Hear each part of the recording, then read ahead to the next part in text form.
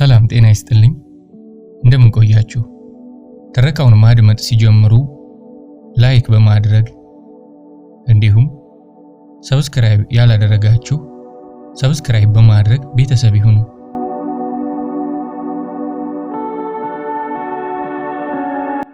ካርፔ ዲየም ደራሲ ህይወት ምሻው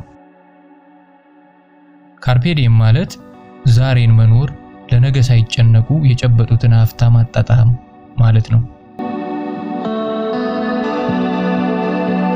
የልብ ጓደኛዬ ብሌንና የሰባት ወራት ፍቅረኛዋ በየካፌው በየምግብና መጠጥ ቤቱ በተገናኙ ቁጥር ነይ ትለኛለች። ብቻችንን ስንሆን የማወራው ነገር ይጠፋብኛል። አንቺና እሱ ወሬያቸው አንድ ነው። በእናትሽ ነይና ጠምደሽ ያጂልኝ አርፌ ልጠጣበት። ቶሎ ድረሽና አንቺ ስታወሪው እኔ ልደንስ ትለኛለች። እኔ የማያስችለኝም እሄዳለሁ። የማያስችለኝ ጥሩ ጓደኛ መሆን ስለምፈልግ አይደለም። በቃ ዳኒን ሳገኘው ደስ ስለሚለኝ ነው። እኔና ዳኒ ወሬ ከጀመርን መቋጫ የለንም። አንድ ሲል ሁለት፣ ሁለት ሲል ሶስት እያልኩ አንዱን ከሌላው እየቀጣጠለን ይነጋል። ብሌን አዲስ ስለገዛችው ቀሚስ በማንሳት የተጀመረው ወሬ ስለ ፈጣን ፋሽንና በዓለማችን ላይ ስለተጋረጠው አደጋ በማውራት ይደረጅና በአሜሪካ ጨካኝና ካፒታሊዝም ባህሪያት አድጎ ስለማይቀየረው የምዕራቡ ዓለም ውድቀት ያነሳል። እኔና ዳኒ አይምሮአችን በአንዳች ነገር የተሳሰረ እስኪመስል ፍላጎትና ዕውቀታችን ንባብና ዙረታችን የፊልምና የሙዚቃ ምርጫችን ከአንድ ወንዝ ሳይሆን ከአንድ ገንቦ የሚቀዳ ነው። ለዚህ ነው ወሬያችን መቆሚያ ጨዋታችን መደምደሚያ የሌለው። ወሬ እየተናጠቀን ስናወራ ሰዓታት ያልፋሉ። ከዚያ ብሌን ሞቅ ይላትና መታ እንደ ሐረግ ትጠመጠምበታለች። እኔው ፊት ያለ እፍረት ወፋፍራም ከንፈሮቹን ጎረስ አድርጋ ሳምት አድርጋለች። ያን ጊዜ ጨዋታ ይቆማል። በስግብግብ የወንድ አይኖቹ እያያት እንሂድ ይላታል። እኔ ከኋላ አቀመጥና እነሱ ከፊት በሰበብ አስባቡ እየተነካኩ እሱ እየነዳ ቤቴ ይሸኛለሁ። ለሰባት ወራት የሆነው ይሄ ነው። እስከ ዛሬ ማታ እንደተለመደው መተሽ አብረን ራት ካልበላን ሞታለሁ ስትለኝ ዳኒ አይደል ሄድኩ። ራት በልተን ለመጠጥ የገባንበት ቤት ቁጭ ብለናል። እርጋታና ክብር ያላቸው ሰዎች የተሰበሰቡበት ቤት ነው። ደንገዝገዝ ያለ በብሉዝ ሙዚቃ የደመቀ የሚያምር ቤት። ቢሊ ሆሊዴይ ሽር ጉድን እየተጫወተች ነው። ኦህ ቢሊ ሆሊዴይንና ድምጿን የፈጠረ አምላክ ክብር ምስጋና ይግባው አልኩ ጮክ ብዬ። ዳኒ ቮድካ የያዘ ብርጭቆውን ከፍ አድርጎ አሜን ሲል እቅፍ ውስጥ የነበረችው ብሌን ኮስተር ብላ ውይ እናንተ ሙዚቃ ለቅሶ እኮ ነው የሚመስለው፣ ሰው እንዴት በዚህ ሙዚቃ ይደሰታል ስትል ጎንበስ አለና አፍንጫዋ ላይ ሳም አደረጋት። አንቺ አናኮዳን የሚመችሽ አይደል አላት። ቢያንስ እሱ ያስደንሳል፣ ሙዚቃ ካላስደነሰ ምን ዋጋ አለው አለች ቀና ብላይታው በቦድካ የረጠቡትን ዳጎስ ያሉ ከንፈሮቹን ሳም አድርጋ። ከንፈሮቹ እርጥብም ሙቅም ይመስሉኛል። ሐሳቤን ከከንፈሮቹ አንስቼ ፈንጠር ብዬ በተቀመጥኩበት ከቢሊ ሆሊዴይ ጋር ማዜም ጀመርኩ። I would make a million trips to lips if I were a bee because he is sweeter than chocolate candy to me. He is confectionery. ሳልጨርስ ዳኒ መዝፈኑን ቀጠለ። Sugar, I never cheat on my sugar, 'cause I am too sweet on my sugar. that sugar baby of mine ብሌን ስትገርሙ እኔ ሽንት ቤት ሄጄ ፊቴ ላይ ውሃ ምናምን ላድርግ እንቅልፍ ሊወስደኝ እኮ ነው ዳዲ ይሙት ብላ ብድግ አለች። ሁለታችንም ሳቅን። እንደሄደች ዝምታውን ለመስበር ከቤሊ ሆሊዴይ ሌላ የምትወዳት ብሉዝ የምትዘፍን ማን ናት? ኖ ኩዌስችን ኒና ሲሞን አለ ቶሎ ብሎ። ከንፈሮቹ የረጠቡ ከንፈሮቹ እኔም አይ ላቭ ኒና። የትኛውን ዘፈን ነው በጣም የምትወጂው? ወይ ብዙ አለ ግን ቆይ እንደውም እንዳትነግሪኝ ልገምት። ሃሃ ምን? በቃ ልገምት። ሞር ፈን ዳት ወይ። አንዱን ጠርተህ ልክ ነህ ብለስ በምን ታውቃለህ?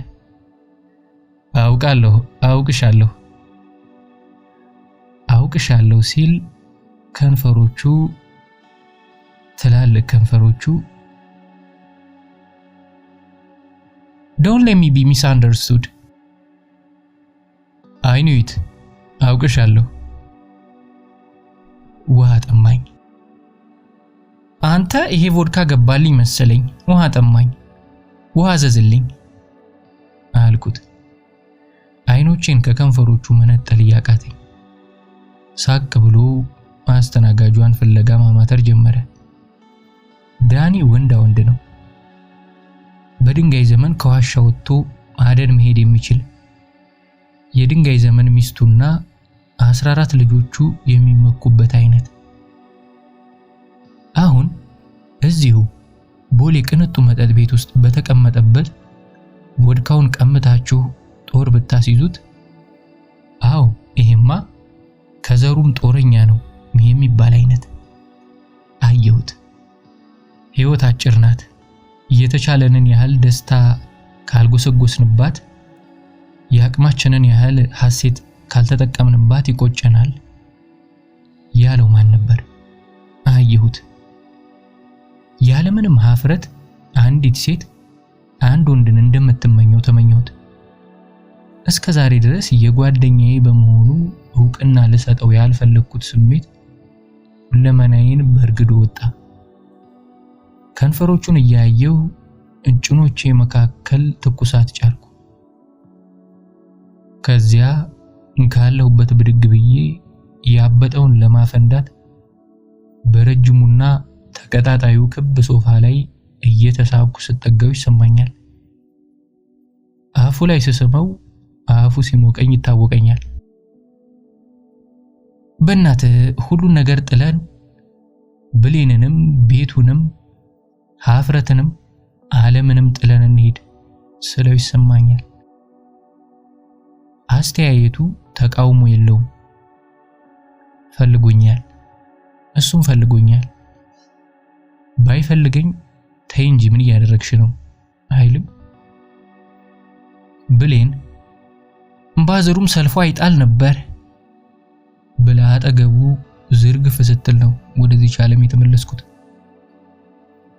የቀረው ምሽት እንዴት እንዳለፈ አላውቅም፣ ግን ቤት ገብቼ ልብሶቼን አወላልቄ አልጋዬ አጠገብ ካለው ወንበር ላይ ስከምራቸውና በቁመቴ ሙሉ ተወርውሬ ወድቄባት አልጋዬን ሳስደነግጣትና ሳሰረጉዳት አስታውሳለሁ።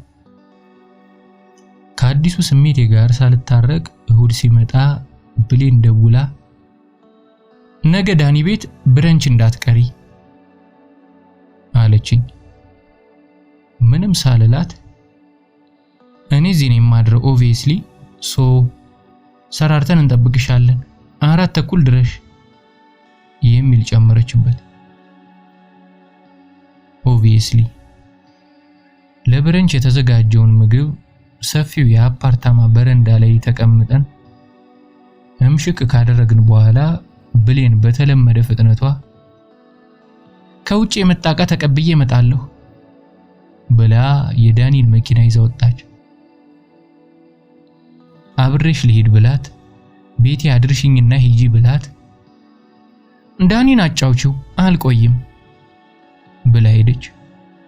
እኔና ዳኒ እቃውን አነሳስተን ኩሽና ስንከምር ካላጠብኩ ብዬ ተግደረደርኩ። ልጅቷ ነገ ትመጣለች ተዩ፣ ይልቅ ነው የሆነ የማሳይሽ ዶክመንተሪ አለ ብሎኝ ወደ ሳሎን ሄደ። ተከተልኩት። ሙሉ ግራጫ ቱታ አድርጎ በባዶ እግሩ ነው ያለው። እኔም እሱም ቤት ውስጥ ጫማ ማድረግ አንወድም። እሱ ትልቁ ሶፋ ላይ ዘና ብሎ ሲቀመጥ፣ እኔ ደግሞ ፈንጠር ብሎ ያለው ሶፋ ወንበር ላይ ተቀመጥኩ። ርቀትን መጠበቅ ያስፈልጋል።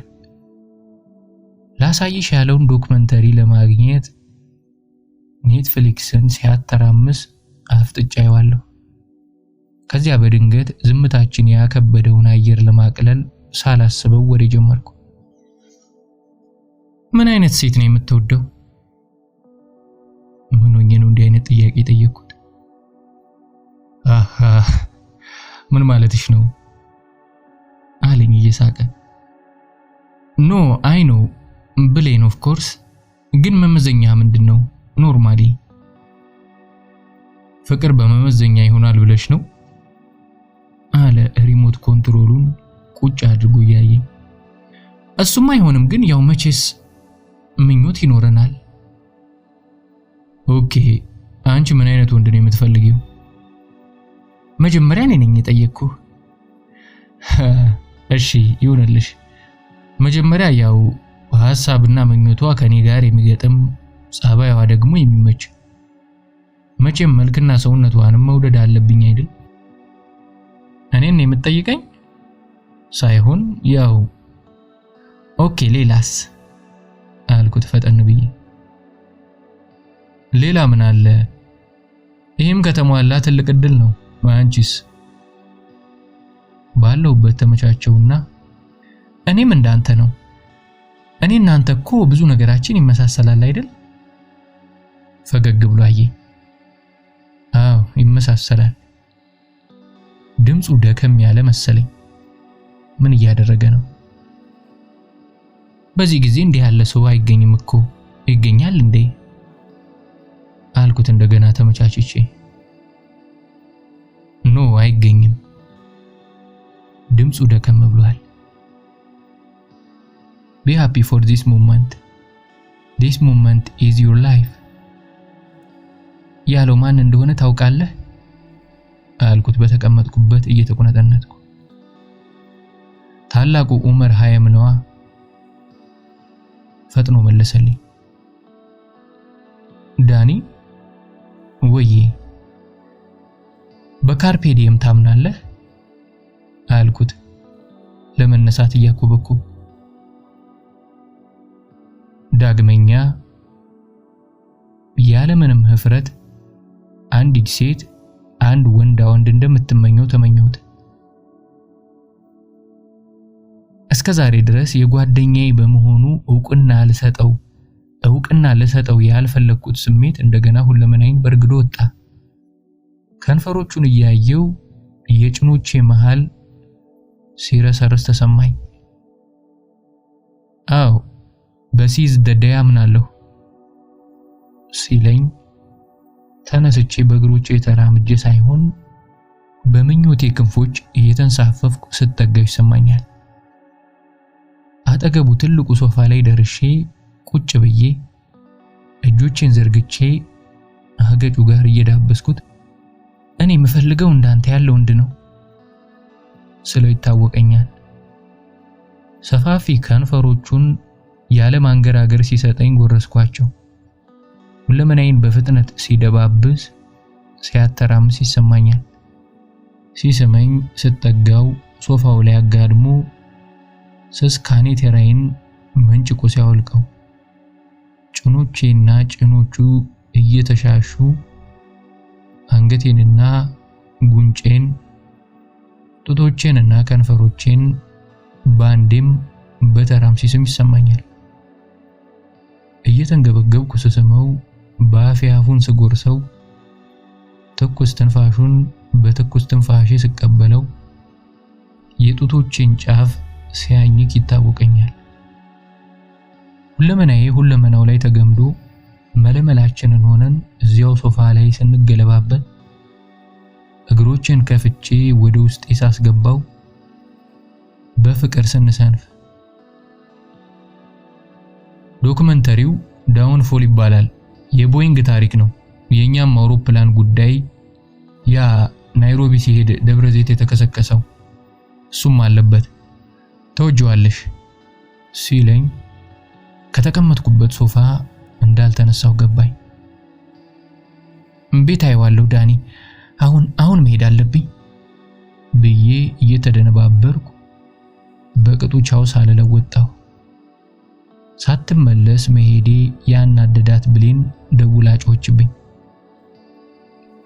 ነገ ማታ ብላክ ሮዝ እንሄዳለን፣ ያንን አዝግ ብሉዛቸውን ትሰማላችሁ አለችኝ።